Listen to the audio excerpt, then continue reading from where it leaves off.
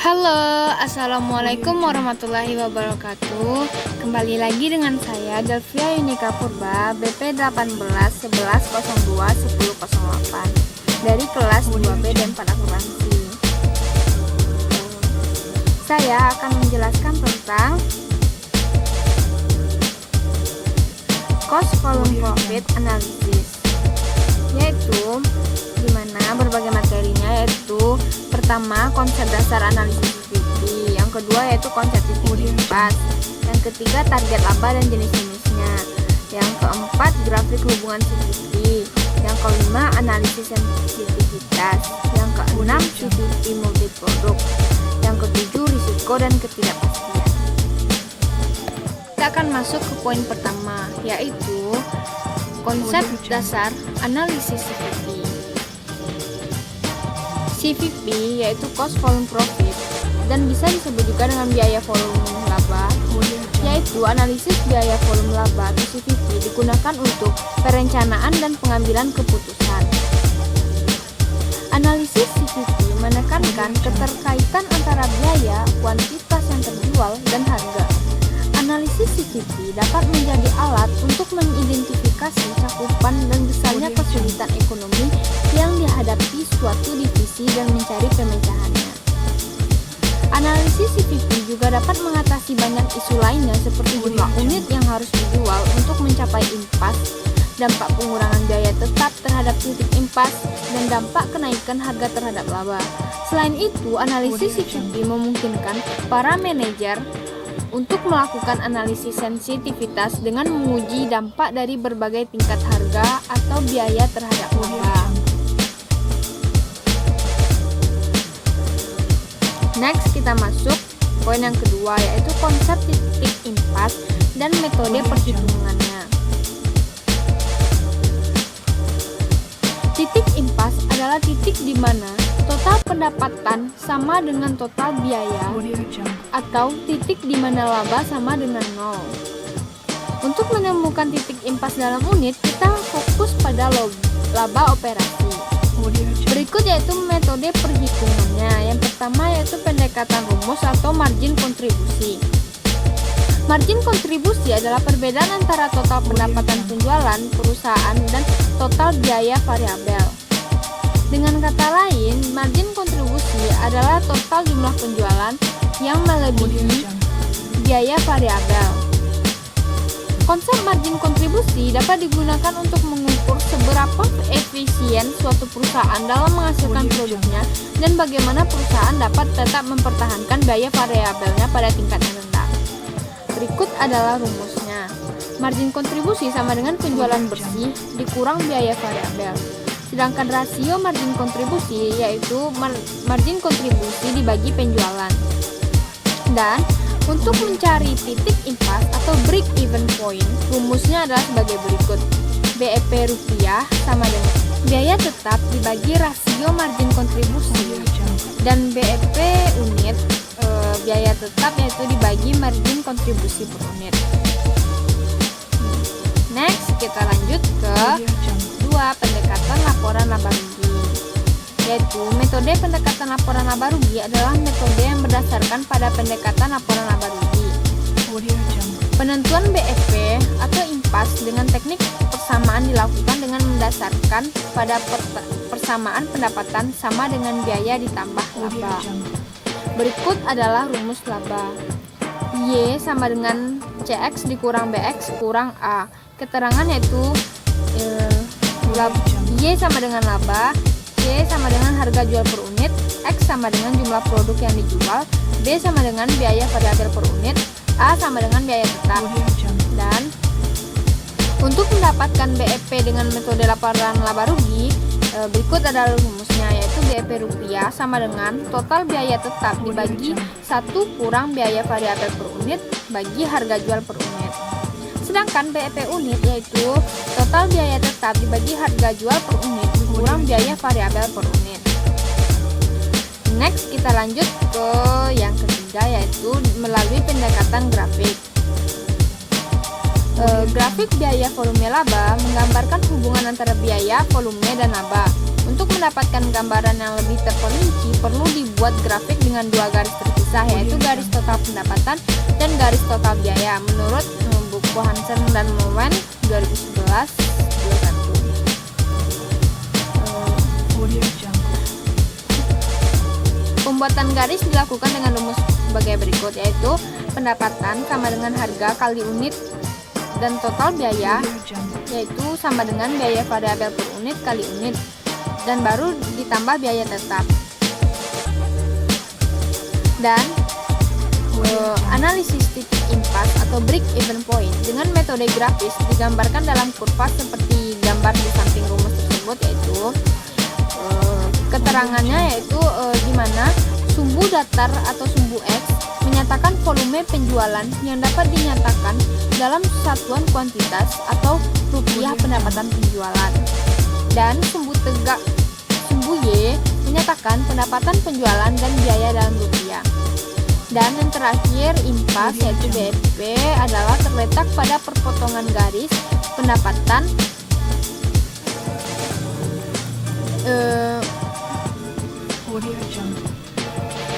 penjualan dengan garis biaya. Bila dari titik perpotongan tersebut ditarik garis tegak ke sumbu X akan diketahui pencapaian impas berdasarkan volume penjual. Jika dari titik impas ditarik garis tegak lurus ke sumbu Y, akan diketahui pencapaian impas berdasarkan pendapatan penjualan. Dan daerah sebelah kiri titik impas yaitu bidang di antara garis total biaya dengan garis pendapatan penjualan merupakan daerah rugi karena pendapatan penjualan lebih rendah dari total biaya. Sedangkan daerah di sebelah kanan titik impas yaitu bidang di antara garis pendapatan penjualan dengan garis total biaya merupakan daerah laba karena pendapatan penjualan lebih tinggi dari total biaya. Dan next kita lanjut ke poin ketiga, yaitu target laba dan jenis-jenis target laba. Target laba adalah sebuah target yang dibuat perusahaan sehingga perusahaan akan berusaha keras untuk mencapainya. Pendekatan laba operasi dan pendekatan margin kontribusi dapat disesuaikan dengan mudah untuk mencari target laba. Berikut adalah jenis-jenis target laba, yaitu yang pertama target laba dalam jumlah dolar atau satuan mata uang. Yang kedua yaitu target laba dalam presentasi dari pendapatan penjualan. Yang ketiga yaitu target laba setelah pajak. Kita lanjut, yaitu contoh yang pertama target laba dalam jumlah dolar. Misalnya, perusahaan A ingin memperoleh laba operasi sebesar 60.000 dolar. Berapa unitkah barang yang harus dijual perusahaan A? Metode yang pertama yaitu jika menggunakan laporan laba rugi, yaitu rumusnya Y sama dengan CX kurang BX kurang A, yaitu dimana 60.000 dolar sama dengan 400 dolar kali unit kurang 325 dolar kali unit kurang 45.000 dolar. Hasilnya itu 105.000 dolar sama dengan 75 dolar kali unit. Dapatlah hasilnya 1.400 unit. Dan apabila menggunakan persamaan titik impas, kita hanya menambahkan target laba dengan biaya tetap dalam mencari jumlah unit, di mana rumusnya BEP unit sama dengan total biaya tetap dibagi harga jual per unit dikurang biaya variabel per unit. Dan hasilnya 45.000 tambah 60.000 bagi 400 kurang 325, di mana hasilnya 105.000 dibagi 75 dapat 1.400. Sama hasilnya dengan kita menggunakan laporan laba rugi. Next, contoh yang kedua yaitu contoh dari target laba dalam presentasi pendapatan penjualan. Yaitu contohnya di mana misalnya perusahaan A ingin mengetahui jumlah produk yang harus dijual untuk menghasilkan laba sebesar 15% dari pendapatan penjualan.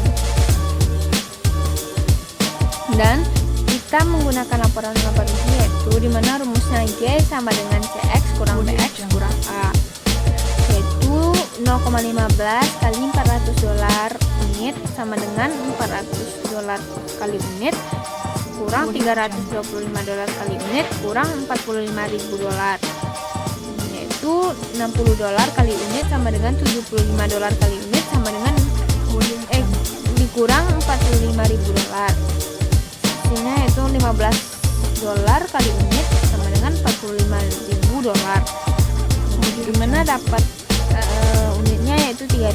Maka perusahaan A harus menjual 3.000 unit untuk menghasilkan laba 15% dari pendapatan penjualan. Next, kita lanjut ke contoh target laba setelah pajak. Misalnya, perusahaan A ingin memperoleh laba bersih sebesar $48.750 dan tarif pajaknya adalah 35%. Maka harus dicari laba sebelum pajak dengan cara berikut, yaitu rumusnya laba bersih sama dengan laba operasi dikurang tarif pajak kali laba operasi. Dapatnya adalah 48.750 sama dengan laba operasi kurang 35% kali laba operasi, dan 48.750 sama dengan 0,65 kali laba operasi, dan dapatlah hasil laba operasi yaitu 75.000.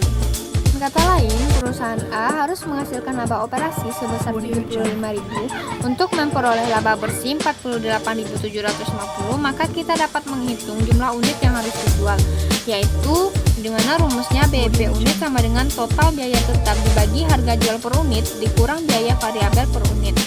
Hasilnya yaitu 45.000 ditambah 75.000 bagi 400 kurang 325. Hasilnya yaitu 120.000 bagi 75, dan dapatlah 1.600 unit. Next, kita lanjut ke materi yang keempat, yaitu grafik hubungan CVP. Analisis volume dan laba merupakan grafik yang memberikan informasi bagaimana pengaruh perubahan volume pada laba perusahaan. Analisis ini disusun dengan membuat garis laba rugi dan garis volume penjualan, yaitu garis laba rugi digambarkan dengan menarik garis vertikal, sedangkan volume digambarkan dengan garis horizontal. Garis horizontal akan memotong garis vertikal pada laba sama dengan 0 atau saat break even point. Berikut adalah contoh grafik di mana data tersebut seperti ini.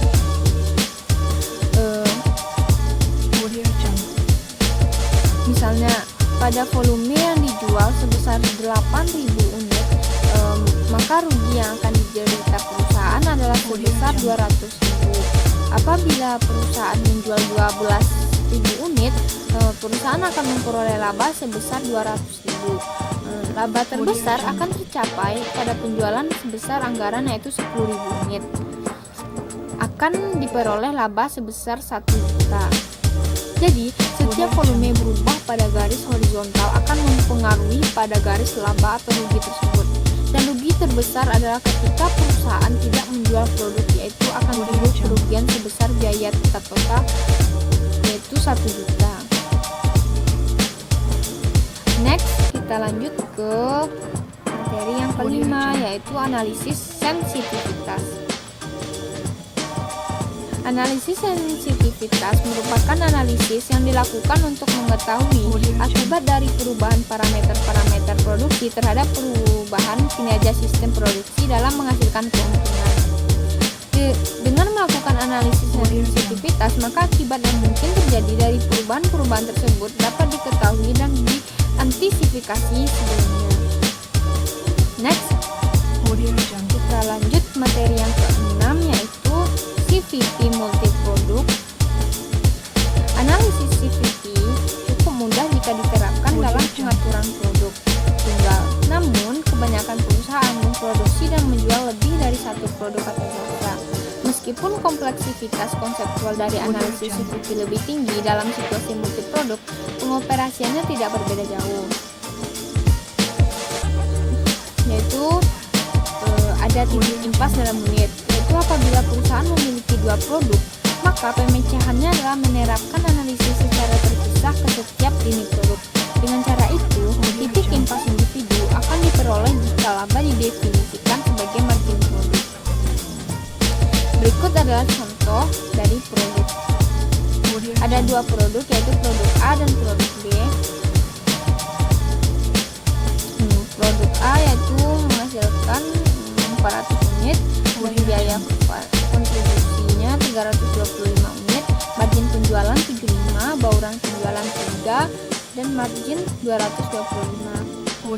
Sedangkan produk B, biaya variabelnya itu 800 unit dan biaya kontribusi 600 unit, margin penjualan 200, bauran penjualan 2, margin 400. Jadi total keduanya yaitu 625. Berdasarkan margin kontribusi per paket di sini, persamaan dasar impas dapat digunakan untuk menentukan jumlah paket yang perlu dijual untuk mencapai impas. Dari proyeksi laporan laba rugi perusahaan Z, kita mengetahui total biaya tetap perusahaan adalah 96.250. Berikut titik impasnya, yaitu paket impas sama dengan biaya tetap dibagi margin kontribusi per paket. Hasilnya 96.250 dibagi 625, yaitu 154 paket.